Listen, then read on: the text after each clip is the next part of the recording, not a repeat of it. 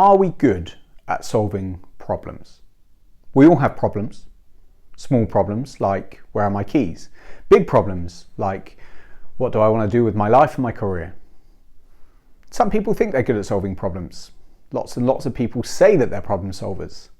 But there are some people who really are great problem solvers. Elon Musk has built multiple multi-billion-dollar companies in different verticals that he doesn't necessarily know anything about when he starts. Some people get promotion after promotion and climb the corporate ladder, becoming directors and CEOs of their companies, whilst other people stay on the bottom rung of the ladder. So what separates these people?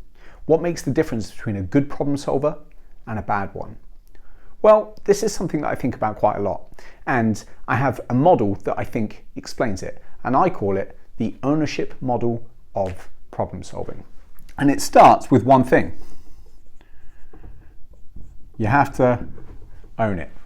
You have to take ownership of a problem. No problem can be solved without first taking ownership of it.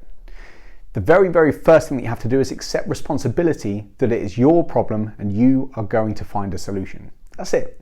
Until you do that, you can't possibly begin to solve a problem. As soon as you do that, as soon as you take ownership, as soon as you take responsibility for a problem, it leads directly to one thing, and that is questions. As soon as you take responsibility, it leads to questions. This is how we solve problems. So let's take an example.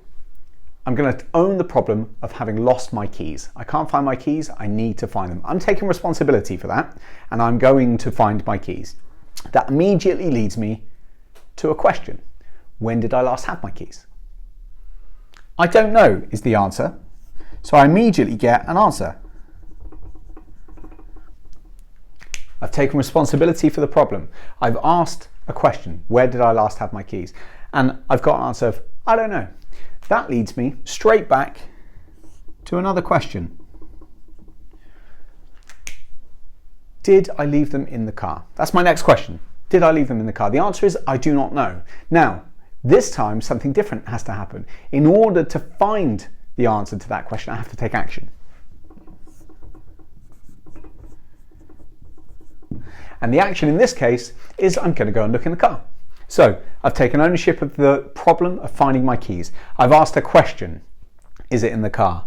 The answer is I don't know. That requires action. I'm going to go and look for the keys in the car. Now I get to the car, I have a good look around, and it turns out they're not in there either.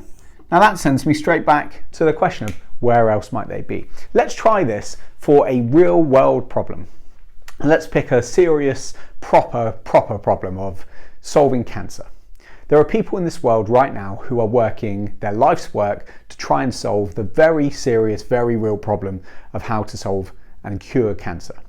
There are lots of people who are not trying to solve that problem. I'm not trying to solve that problem. People I know aren't. People I work with aren't. We're not taking ownership of that problem. We're not taking responsibility for it. But people are. There are people out there who have decided that that's what they're going to take responsibility for. That's what they're going to own. They're going to go and try and find a cure for cancer. So what do? They ask questions.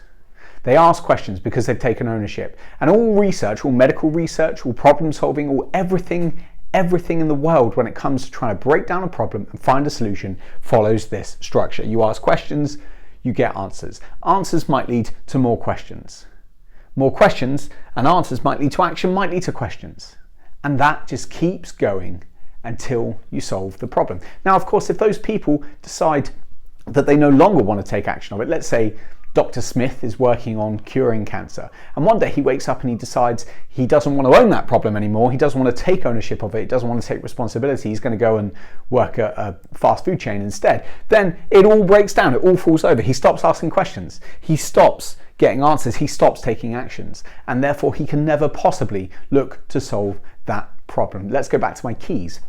I've taken ownership of the challenge of finding my keys, of that problem. I've decided I'm going to solve that problem. I've asked questions. Is it in the sofa? Is it in the car? I don't know.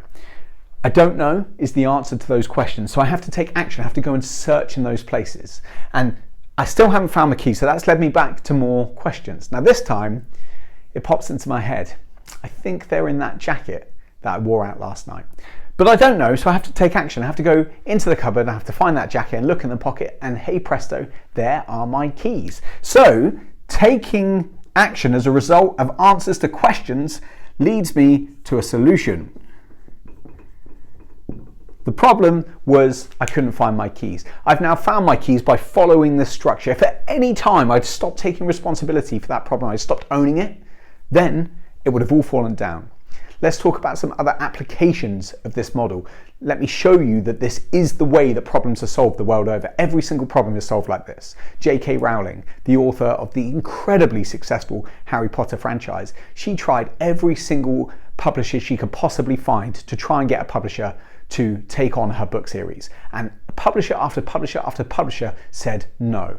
But she was owning that problem. She was taking responsibility for that problem. She was saying, I'm going to keep going with this until I get a publisher. So she kept asking questions. Who could be my publisher?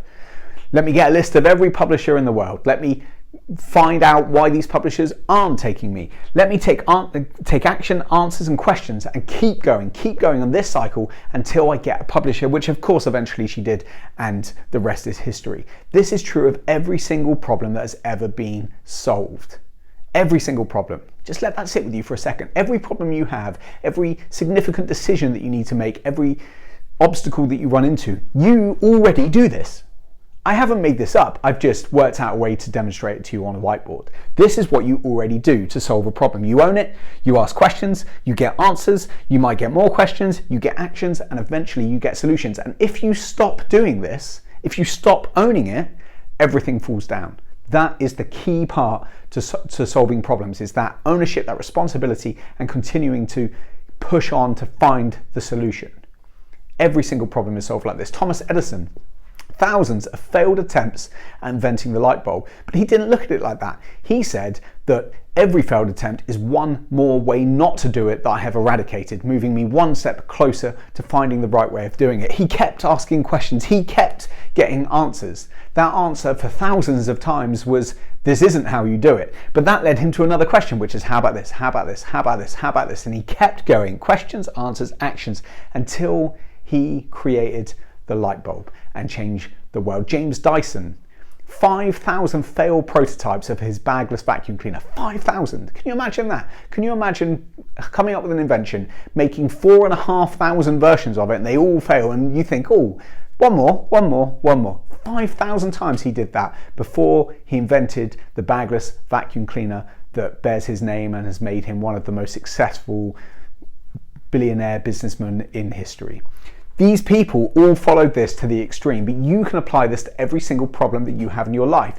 You don't know what to do with your career, you don't know what to do at the weekend, you don't know where to go on holiday, you don't know if you should get married or not, you don't know any of these things. You have to own that problem. And you own that problem, you ask questions to yourself, to Google, to anyone that will listen. You go and research that bullshit on TikTok and you find yourself answers, and you keep going until you've got actions and solutions, and you keep going.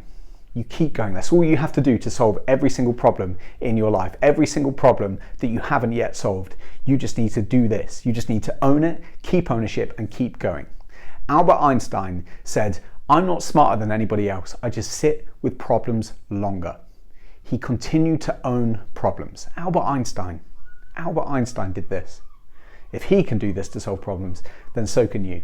I hope that helped. Thanks for watching. I'll see you next time.